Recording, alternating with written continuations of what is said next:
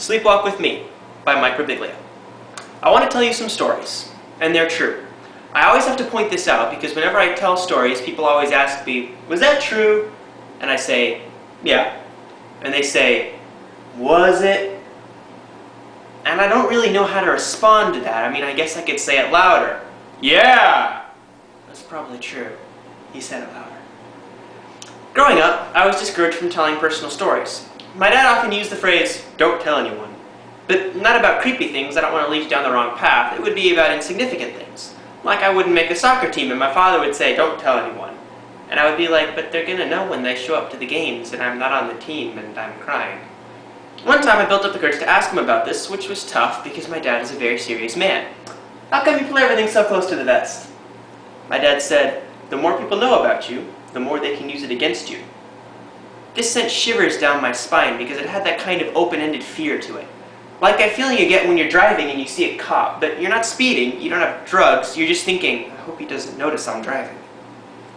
Once in a while I told personal stories at the dinner table and my father would say, hush! Which is one way to address a problem, just keep it under wraps. That's what my father would say whenever anyone told uncomfortable stories. So I developed this habit of telling uncomfortable stories. When I was a kid, I wanted to be a rapper, a comedian, a poet, a breakdancer, a country singer, a professional basketball player, or the owner of a pizza restaurant where third graders could hang out. Breakdancing was the least realistic of these early goals. I mean, first of all, I'm no good at it. I have no flexibility and little rhythm. On the other hand, I did have some large pieces of cardboard in the attic, as well as a mixtape called Awesome Summer '82.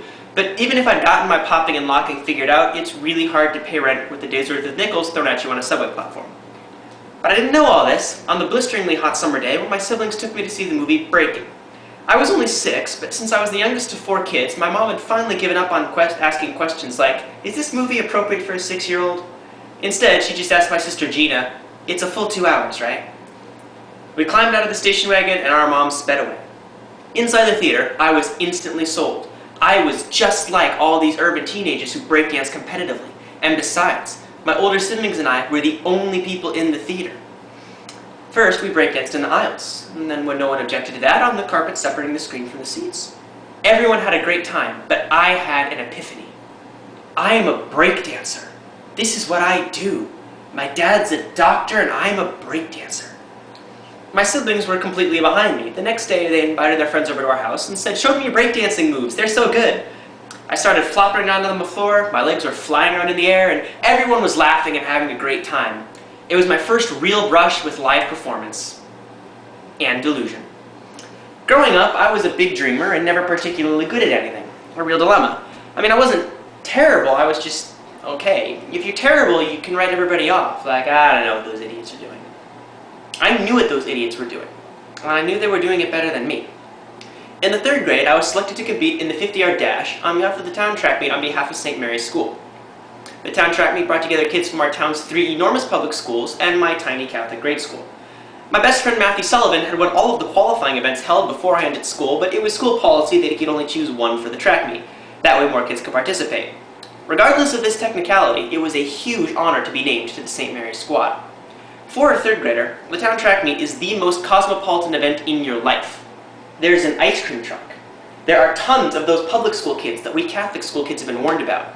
From an early age, we had been told that public school kids were people who would stab you for looking at them the wrong way.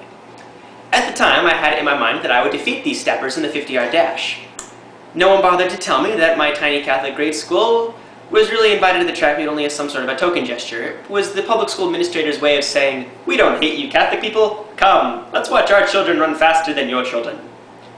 No one told me that my school usually finished dead last, and I wasn't even the fastest 50-yard dasher in my class. My parents believed in me. The night before the track meet, my mom made a big pasta dinner because everyone knows the secret to winning the 50-yard dash is massive helpings of fettuccine alfredo accompanied by unlimited salad and breadsticks. I went to sleep with a dream of victory. Race day. On the drive over to the track, my parents stopped at the drugstore to grab some M&Ms. My parents figured the right combination of pasta and candy will allow me to overcome 11 years of physical mediocrity. We show up at the track meet and the whole town seems to be there.